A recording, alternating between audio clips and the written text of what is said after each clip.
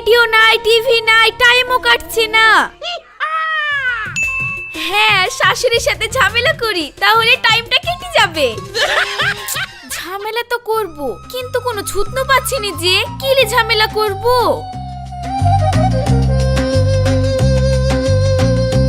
মা, আপনার নামে একটা কথা শুনলাম, কথা কি সত্যি? আমার নামে আবার কি কথা শুনলা? থাক, ও বলবো না, তখন আবার আপনি রাগ করবেন।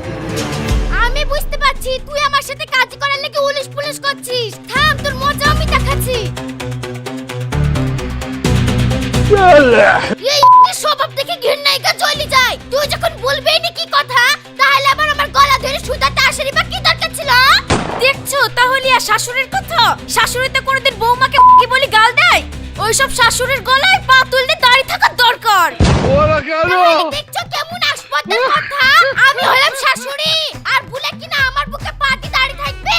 আই দিনে দেখছে কেমন পা তুলে দাঁড়িয়ে থাকতে পারিস? তোর পা যদি আমি দুমড়ে ভেঙে না দিতে পারি, তাহলে আমিও হেকমতের বিটি না। আমার পা যদি দুমড়ে ভাঙতে পারিস, তাহলে মনে রাখিস আমিও তোর পা দুমড়ে ভেঙে দিব। আমিও হলাম নূরজাহানের মেয়ে। তুই হচ্ছিস নূরজাহানের মেয়ে, তোকে চিনি নি। তোর মা হচ্ছে একটা আস্ত কুটনি, তুই হচ্ছিস তোর মার চেয়ে বড় কুটনি। তুই আমার মাকে কুটনি বললি? কি তুই আমার মতন বৌমা পেয়েছিলি বলি তোদের সব গোষ্ঠী উদ্ধার হয়ে গেল, আর তুই আমাকে কুটনি বলছিস? আর তোর মা কি করতো আমি জানিনি? তোর মা হরের ভিতর থেকে চাল চুরি করি ওই চাল দিয়ে মাছ কিনে খেত, তার বিটি হয়ে এখানে বড় বড় কথা। এই এর কথাই এত ঝাল, তরকারি রাইত থেকে আর মরিস লাগবে না। এই কি দুমড়ে হাড়ির ভিতর ভরে দিলে তরকারি ঝাল হয়ে যাবে। ও আমার কথাই ঝাল আর তোমার কথাই মিষ্টি। কথা শুনে মনটাই বলে মুখে পা ভরে দি। আয় আয় মুখে পা ভরতাই, আমিও মুখে পা ভরে ফটফট করে ফেলে দিব।